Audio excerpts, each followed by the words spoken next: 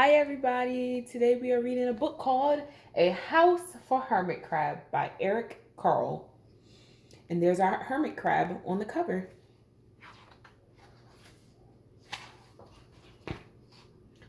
Time to move, said Hermit Crab one day in January. I've grown too big for this little shell. He had felt safe and snug in his shell, but now it was too snug. Hermit Crab stepped out of the shell and onto the floor of the ocean. But it was frightening out in the open sea without a shell to hide in. What if a big fish comes along and attacks me? He thought. I must find a new house soon.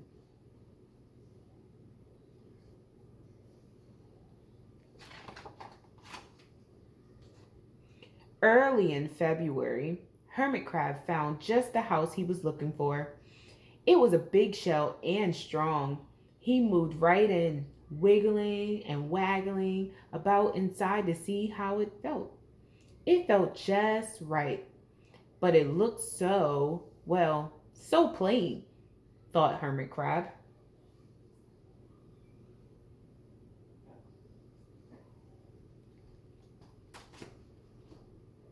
In March, Hermit Crab met some sea anemones.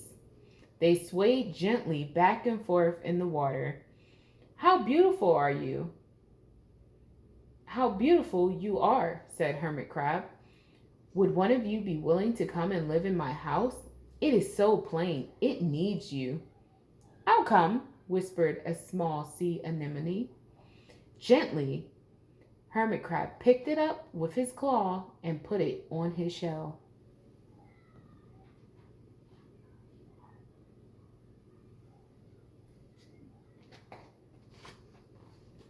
In April, Hermit Crab passed a flock of sea starfish moving slowly along the seafloor. How handsome you are, said Hermit Crab. Would one of you be willing to decorate my house? I would, signaled a little sea star. Carefully, Hermit Crab picked it up with his claw and put it on his house.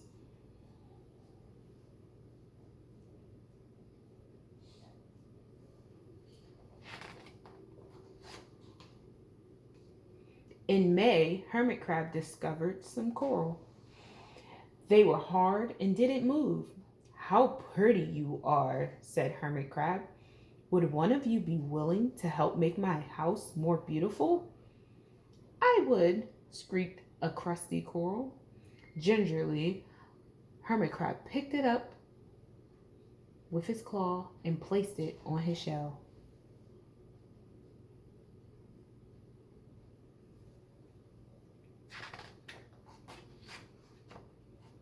In June, Hermit Crab came to a group of snails crawling over a rock on the ocean floor.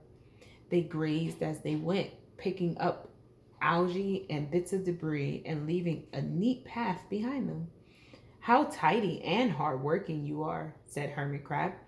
Would one of you be willing to come and help clean my house? I would, offered one of the snails. Happily, Hermit Crab picked it up with his claw and placed it on his shell.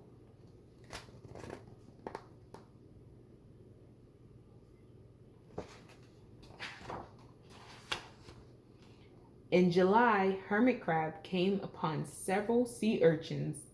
They had sharp, prickly needles. How fierce you look, said Hermit Crab. Would one of you be willing to protect my house? I would, answered a spiky sea urchin. Gratefully, Hermit Crab picked it up with his claw and placed it near his shell.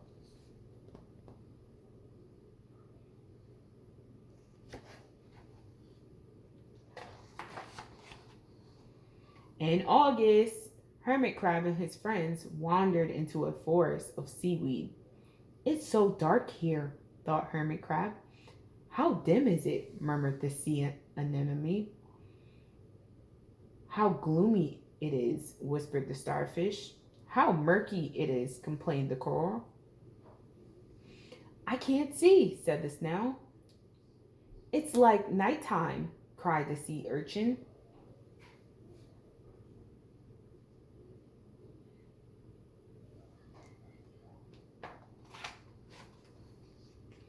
In September, Hermit Crab spotted a school of lanternfish darting through the dark water. "How bright you are," said Hermit Crab. "Would one of you be willing to light up our house?" "I would," replied one lanternfish, and it swam over near the shell.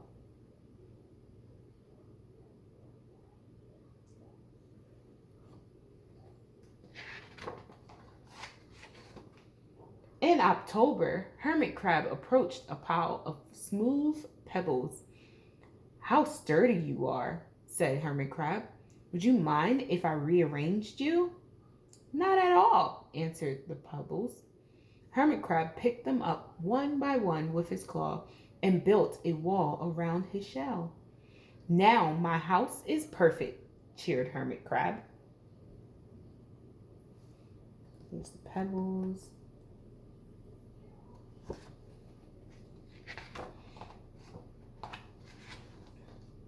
But in November, Hermit Crab felt that his shell seemed a bit too small. Little by little over the year, Hermit Crab had grown. Soon he would have to find another, bigger home. But he had come to love his friends: the sea anemone, the starfish, the coral, the sea urchin, the snail, the lanternfish, and even the smooth pebbles. "They have been so good to me," thought Hermit Crab. "They are like a family. How can I ever leave them?"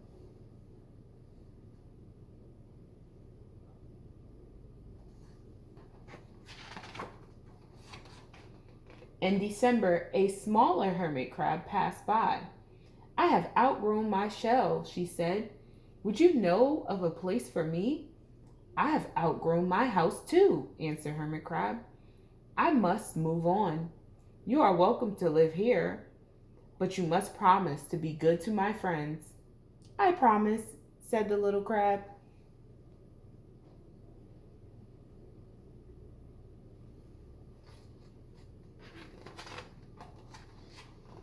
The following January, Hermit Crab stepped out and the little crab moved in. "Couldn't stay in that little shell forever," said Hermit Crab as he waved goodbye. The ocean floor looked wider than he had remembered, but Hermit Crab wasn't afraid. Soon he spied the perfect house, a big empty shell. It looked, well, a little plain, but sponges, he thought, barnacles, clownfish, sand dollars, electric eels. Oh, there are so many possibilities. I can't wait to get started.